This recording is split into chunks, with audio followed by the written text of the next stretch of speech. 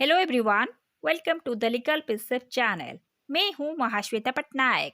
आज मैं आपके साथ CGST एक्ट के शेड्यूल 2 के पैराग्राफ 4 को डिस्कस करूंगी। शेड्यूल 2 में टोटल 6 पैराज हैं। इसमें से 3 पैराज को मैं पिछले वीडियो में डिस्कस कर चुकी हूं। अगर आपने उस वीडियो को नहीं देखा है तो इस चैनल के प्लेलिस्ट में जाकर उस वीडियो को देख लीजिएगा। आज मैं सिर्फ पैराग्राफ 4 को ही डिस्कस करूंगी, क्योंकि अगर पैराग्राफ 5 और पैराग्राफ 6 को अगर इस वीडियो में डिस्कस करूंगी तो फिर वीडियो काफी बड़ा हो जाएगा।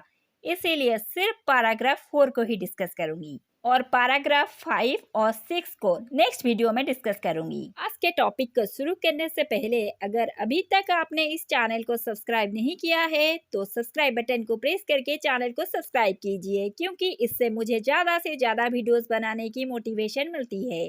और बेल आइकन को प्रेस कीजिए ताकि हर वीडियोस की नोटिफिकेशन आपको मिल सके।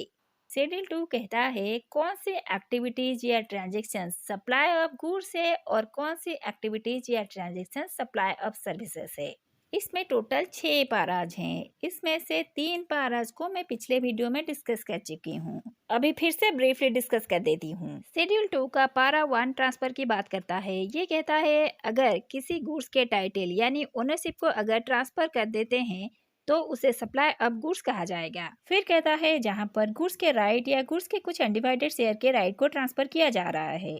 याद रखिए यहाँ पे सिर्फ राइट ट्रांसफर हो रहा है, ओनरशिप ट्रांसफर नहीं हो रहा है, तो फिर इसे सप्लाई ऑफ सर्विसेज कहा जाएगा। फिर कहता है टाइटल ऑफ गुड्स को जब फ्यूचर में ट्रांसफर कर दिया जाएगा तब इसे सप्लाई ऑफ गुड्स कहा जाएगा। जैसे कि हायर परचेज के केस में होता है, लास्ट इंस्टॉलमेंट को पेमेंट करने के बाद गुड्स का टाइटल ट्रांसफर हो जाता है। इसे ट्रांसफर को सप्लाई ऑफ गुड्स कहा जाएगा। अब पैरा 2 को चलते हैं। ये लैंड और बिल्डिंग की बात करता है। पहले लैंड की बात करता है। ये कहता है अगर जमीन को लीज, टेनेंसी, इजमेंट या लाइसेंस पे दे रहे हो तो ये सप्लाई ऑफ सर्विसेज है। फिर कहता है अगर कोई बिल्डिंग को लीज पे या किराए पर कमर्शियली या इंडस्ट्रियल या रेसिडेंशियल पर्पज के लिए, बिजनेस के लिए दिया, होली और पार्टली दिया, तो फिर इसे सप्लाई ऑफ सर्विसेज कहा जाएगा। इसे सुन के ही पता चल जाता है कि क्या सप्लाई ऑफ गुड्स में आएगा, क्या सप्लाई ऑफ सर्विसेज में आएगा। आपके मन में एक सवाल आ सकता है, अगर लैंड और बिल्डिंग को बेचा जाए तो फिर क्या उसे सप्लाई ऑफ गुड्स कहा जाएगा? उसे सप्लाई ऑफ गुड्स नहीं कहा जाएगा, क्योंकि लैंड और बिल्डिंग का सेल GST में कवर ही नहीं होता है। लैंड और बिल्डिंग इमूवेबल प्रॉपर्टीज होता है और कोई भी इमूवेबल प्रॉपर्टीज गुड्स नहीं होता है। जब ये गुड्स के डेफिनेशन में ही नहीं आता है तो फिर इसके सेल पर GST कैसे लग सकता है? गुड्स का डेफिनेशन कहता है goods means every kind of movable property. यहाँ पे एक सवाल आ सकता है, अगर बिल्डिंग के सेल पर GST नहीं लगता है तो फिर कहीं कहीं पर फ्लैट के सेल पर बिल्डर GST क्यों लेते हैं? अभी सिर्फ इतना याद रखिए, जब बिल्डर आपसे GST कलेक्ट करते हैं वो सप्लाई ऑफ सर्विसेज के लिए GST लेते हैं, सप्लाई ऑफ गुड्स के लिए नहीं। थर्ड पारा ट्रीटमेंट और प्रोसेस से रिलेट है। ये कहता है किसी के गुड्स को अगर ट्रीटमेंट या प्रोसेस किया जाए उसे सप्लाई ऑफ सर्विसेज कहा जाएगा। एक एग्जांपल लेते हैं। आप अपने ड्रेस मटेरियल को स्टिचिंग करने के लिए टेलर को देते हैं। टेलर ने उसे ड्रेस बना के आपको दिया। यहाँ पे टेलर ने सप्लाई ऑफ सर्विसेज किया। अब चलिए पैराग्राफ 4 को एलाबोरेटली डिस्कस करते हैं। Paragraph 4 transfer of business assets के ऊपर कहता है कौन से केसेस में बिजनेस एसेट्स के ट्रांसफर को सप्लाई ऑफ गुड्स कहा जाएगा और कौन से केस में सप्लाई ऑफ सर्विसेज कहा जाएगा। चलिए डिस्कस करते हैं। पॉइंट ए कहता है where goods forming part of the assets of a business are transferred or disposed of by or under the directions of the person carrying on the business so as no longer to form part of those assets. Such transfer or disposal is the supply of goods by the person. ये कहता है जो goods business assets का हिस्सा है उसे transfer या dispose किया जाता है, या जिस व्यक्ति का बिजनेस है उसके डायरेक्शन पर उस गुड्स को ट्रांसफर या डिस्पोज किया जाता है, उस ट्रांसफर या डिस्पोजल को सप्लाई ऑफ गुड्स कहा जाएगा। शेड्यूल 1 का पैराग्राफ 1 कहता है बिजनेस एसेट्स को अगर विदाउट कंसिडरेशन के भी परमानेंटली ट्रांसफर या डिस्पोजल कर दिया जाता है तो भी उसे सप्लाई के जैसे ट्रीट किया जाएगा। शेड्यूल 2 इसीलिए है, ये तो पता है कि एक्टिविटीज या ट्रांजेक्शन सप्लाई तो है, लेकिन क्या वो सप्लाई ऑफ गुड्स है या सप्लाई ऑफ सर्विसेज है, ये जानने के लिए शेड्यूल 2 को रेफर करना होगा। पारा 4 का पॉइंट ए कहता है बिजनेस असेट्स के परमानेंट ट्रांसफर या डिस्पोजल को सप्लाई ऑफ गुड्स कहा जाता है। एक एग्जाम्पल लेते हैं। एक मैन्युफैक्चरर अपने फैक्ट्रीज में कुछ एसी यूज कर रहे थे, वो उसे बेच देते हैं या किसी को दे देते हैं, तो इसे यहाँ सप्लाई ऑफ गुड्स कहा जाएगा। अब चलिए पॉइंट बी को डिस्कस करते हैं। ये कहता है where by under the direction of a person carrying on a business goods held or used for the purposes of the business are put to any private use or are used or made available to any person for any purpose other than a purpose of the business.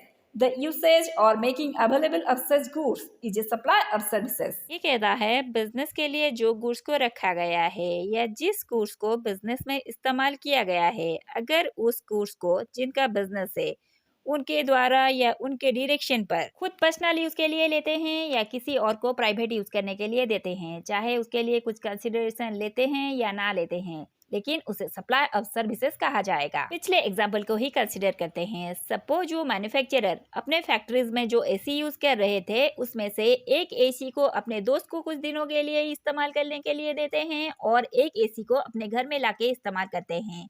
कुछ महीने के बाद वो फिर से अपने factories में लगा देते हैं। टेम्पररी पीरियड के लिए एक एसी खुद इस्तेमाल करते हैं और एक एसी अपने दोस्त को देते हैं। उन्हीं टेम्पररी पीरियड के लिए उन्होंने सर्विस प्रोवाइड किया। यहाँ पे वो मैन्युफैक्चरर अपने राइट को ट्रांसफर किया, इसीलिए इसे सप्लाई ऑफ सर्विसेज कहा जाएगा। अब चलिए इसके लास्ट पॉइंट यानी पॉइंट सी को डिस्कस करते हैं। ये कहता है where any person ceases to be a taxable person, any goods forming part of the assets of any business carried on by him shall be deemed to be supplied by him in the course or furtherance of his business immediately before he ceases to be a taxable person. ये कहता है अगर कोई person taxable person नहीं रहता है। पहले समझते हैं जीएसटी में टैक्सेबल पर्सन कौन होता है। टैक्सेबल पर्सन वही होता है जो जीएसटी में रजिस्टर्ड होता है, जीएसटी देने के लिए लायबल होता है। जीएसटी में कौन व्यक्ति लायबल होता है उसके ऊपर मैं आगे आने वाले वीडियोस में बताऊंगी। किसी भी वजह से एक व्यक्ति टैक्सेबल पर्सन नहीं रहा, हो सकता है वो अपने बिजनेस को बंद कर रहा है या बिजनेस को बेच रहा है। पॉइंट सी कहता है अगर कोई व्यक्ति टैक्सेबल पर्सन नहीं रहता है, ठीक इससे पहले उसके बिजनेस में जितने भी सारे गुड्स रह गया था मान लिया जाएगा कि उसने सेल कर दिया। एग्जांपल लेते हैं। सपोज आपका एक गारमेंट्स का दुकान है, आप अपने बिजनेस को बंद करना चाहते हैं। दुकान में जितने भी सारे स्टॉक्स हैं आप उसे बेचने के बाद ही बिजनेस को बंद करेंगे। अगर आप वो स्टॉक्स को ना बेच के अपने जीएसटी रजिस्ट्रेशन नंबर को ही कैंसिल कर देते हैं फिर भी उसे सप्लाई ऑफ गुड्स मान लिया जाएगा। इसे सप्लाई ऑफ गुड्स के जैसे ही ट्रीट किया जाएगा और इस पे जीएसटी लगेगा। इसीलिए जब भी आप अपने जीएसटी रजिस्ट्रेशन नंबर को कैंसिल करें इस बात को ध्यान में रखिएगा। इसमें भी दो एक्सेप्शंस है, यानी यहाँ ऐसे दो कंडीशंस दिया है जहाँ पर व्यक्ति टैक्सेबल पर्सन नहीं रहते हुए भी उसके पड़े हुए स्टॉक्स या बिजनेस असेट्स को सप्लाई नहीं माना जाएगा। फर्स्ट एक्सेप्शन है the business is transferred as a going concern to another person। पहले समझना होगा कि गोइंग कंसर्न क्या होता है। गोइंग कंसर्न कंसेप्ट अकाउंटिंग का एक प्रिंसिपल होता है। इसे एक एग्जाम्पल से ही समझाती हूँ। जैसे कि जो भी कोई बिजनेस शुरू करता है वो कभी नहीं चाहता है कि उसका बिजनेस 2-3 महीने या 2-3 साल चले, वो चाहेगा कि उसका बिजनेस हमेशा चले। उसका ये परसेप्शन रहता है कि उसका बिजनेस अच्छा चले, इसे ही गोइंग कंसर्न कंसेप्ट कहा जाता है। यहाँ पे पहला एक्सेप्शन कहता है गोइंग कंसर्न यानी चलता हुआ बिजनेस को अगर कोई ट्रांसफर करता है तो उसे सप्लाई नहीं कहा जाएगा और उस पे जीएसटी नहीं लगेगा। ये सब अमलगेशन, मर्जर और कन्वर्सन के केस में होता है। जैसे कि कोई व्यक्ति अपने प्रोप्राइटर से बिजनेस को कंपनी में कन्वर्ट करता है या प्राइवेट लिमिटेड कंपनी को एलएलपी में कन्वर्ट करता है, बिजनेस वही है, सिर्फ नाम बदल गया है, इसे सप्लाई नहीं कहा जाएगा। इसका दूसरा एक्सेप्शन कहता है the business is carried on by a personal representative who is deemed to be a taxable person. ये कहता है अगर कोई बिजनेस को पर्सनल रिप्रेजेंटेटिव चलाता है तो फिर उसे सप्लाई नहीं कहा जाएगा। फादर की डेथ हो गई, बेटा वो बिजनेस को चलाएगा, बेटा को नया रजिस्ट्रेशन नंबर लेना होगा। जीएसटी नंबर पैन बेस्ड होता है।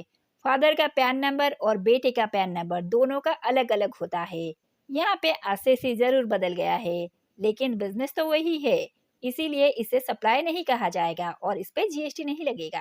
ये था पैराग्राफ 4। जो कि ट्रांसफर ऑफ बिजनेस एसेट्स के ऊपर कहता है। कहाँ पे सप्लाई ऑफ गुड्स होता है, कहाँ पे सप्लाई ऑफ सर्विसेज होता है और कहाँ पे डीम्ड सप्लाई होता है, ये सब के ऊपर अभी आपके साथ डिस्कस कर रही थी। नेक्स्ट वीडियो में पारा 5 और 6 को डिस्कस करूंगी। पारा 4 के ऊपर अगर आपका कुछ डाउट रह गया तो उसे कमेंट में जरूर बताइएगा। इस चैनल पे आगे मैं हर रोज एक शॉर्ट वीडियो लेके आऊंगी। अब तक जितने भी टॉपिक के ऊपर वीडियो बना चुकी हूँ उसके ऊपर ही MCQs लेके आऊंगी, उसे जरूर देखिएगा। हर वीक में जैसे एक वीडियो बनाती हूँ वो तो बनाऊंगी। आज के वीडियो को यहीं पे एंड करते हैं। अगर आज का वीडियो आपको थोड़ा सा भी इंफॉर्मेटिव लगे तो प्लीज लाइक, शेयर और सब्सक्राइब कीजिए। Good bye friends.